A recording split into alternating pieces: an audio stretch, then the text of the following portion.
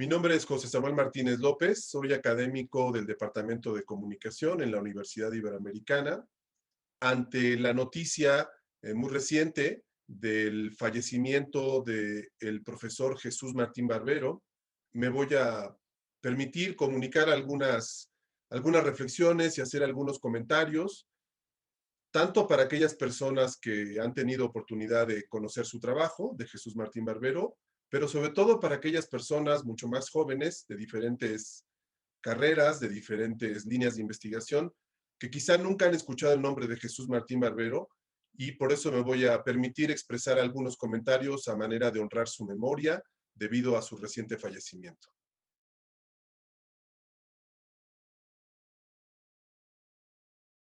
Estamos hablando de un pensador, un intelectual, un filósofo que nació en España en el año de 1937 y que llegó a América Latina, particularmente a Colombia, en el año de 1963. Jesús Martín Barbero fue y es considerado un intelectual, un maestro en el sentido amplio de la palabra, un gran ensayista, un pensador que su principal objeto, su principal tema o el eje de su pensamiento fue en buena medida América Latina, las realidades latinoamericanas, las sociedades latinoamericanas en su conjunto. Estamos hablando de un investigador que, si bien es cierto, aunque tuvo una formación filosófica, desempeñó sus labores como profesor eh, en escuelas, en ámbitos universitarios, en departamentos vinculados con la enseñanza de la comunicación. Y esto lo hace colocarse ya de entrada como filósofo, como pensador, lejos de las líneas tradicionales de las figuras intelectuales en América Latina. Debo decir que Jesús Martín Barbero, en sus primeros años de vida, en su formación, sobre todo en la etapa adolescente, siempre manifestó un interés por la poesía. Él era el hijo menor de una familia grande, como en aquella época, el único hijo que tuvo oportunidad de concluir una carrera universitaria. Venía de una familia que tenía una tienda, un comercio. Su madre era una mujer que no había ido a la escuela y, sin embargo, a pesar de la pobreza que privaba en aquellos años, en aquellos tiempos, pues su madre tenía una cultura muy vinculada a lo que él siempre ha denominado la cultura popular. Cuando él entra al bachillerato, entra en contacto con varias personas, figuras intelectuales de aquella época en la España franquista, figuras que manifestaban diferentes formas de pensamiento. Hay una persona que lo marcó muchísimo, que fue su profesor y fue quien le dio una visión de la historia, de la cultura más amplia, teólogo, un diplomático, un experto en historia de la filosofía y la cultura, de nombre Alfonso Querejasu,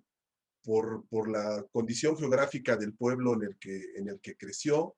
eh, en España. Conoció a un poeta muy importante en aquel momento, García Nieto. Este poeta también lo estrechó, lo acogió y empezó a brindarle acceso a un mundo intelectual para él en ese momento desconocido. Jesús Martín Barbero en la década de los 60 decide desplazarse a la ciudad de Madrid y allí estudia la carrera de filosofía que concluye en el año 62-63. Para esto pensemos que estamos hablando de una época que políticamente para mucha gente en España pues era asfixiante. Era una cultura muy vertical en términos políticos, la época del franquismo, había mucha censura, mucha persecución. Jesús Martín Barbero, como pensador, como filósofo, desde joven siempre se identificó con el anarquismo. En el año 63, Martín Barbero se desplaza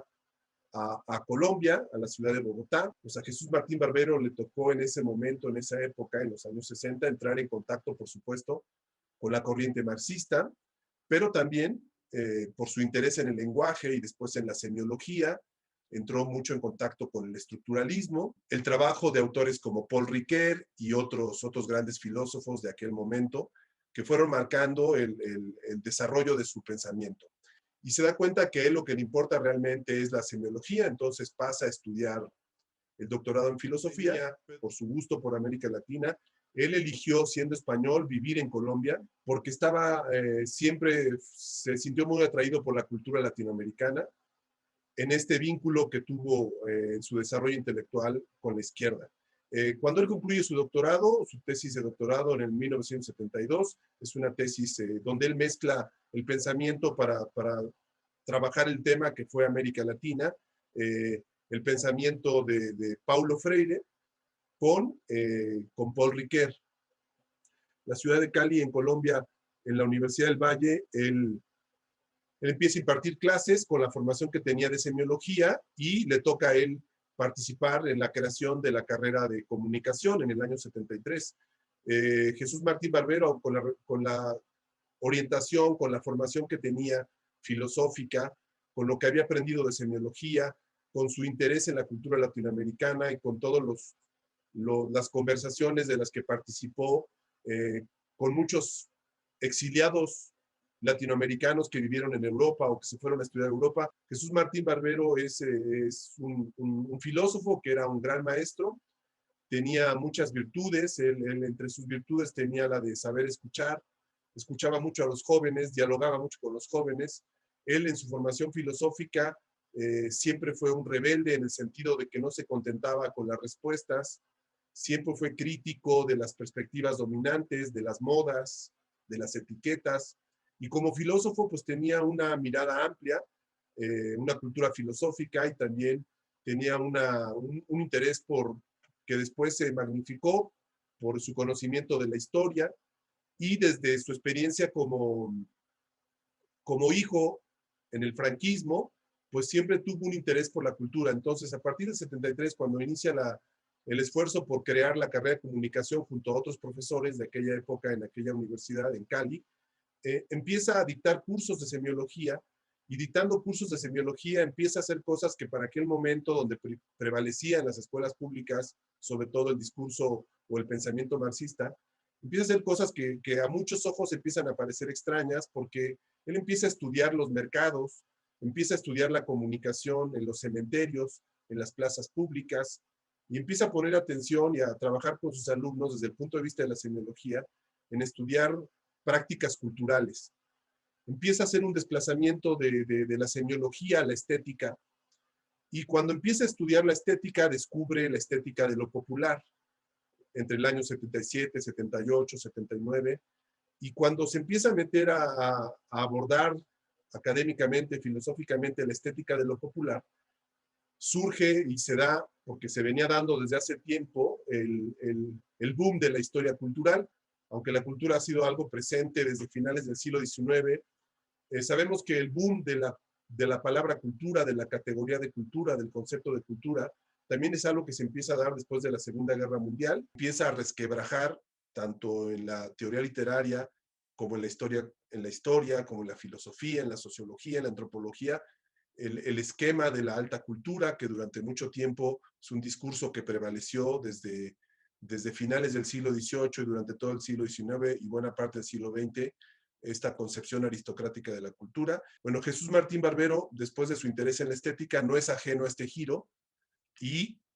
haciéndose eco de estos cambios que se están presentando en el pensamiento, a finales de los 70, luego de su interés en la estética popular, empieza a descubrir el valor, la importancia de la cultura popular en su dimensión estética, en su dimensión histórica. Esta es una de las cosas que caracteriza al pensamiento de Jesús Martín Barbero, romper las barreras de las fronteras disciplinarias, el no encajonarse solo en la filosofía, no encajonarse solo en la comunicación. Se da cuenta de que entre estos dos extremos de pensamiento, el marxista, vinculado mucho con la izquierda política,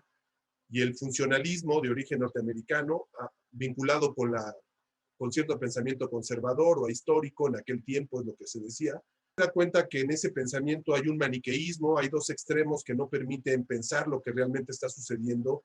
como efecto de los medios de comunicación. Así que en esta búsqueda que hace a principios de los años 80,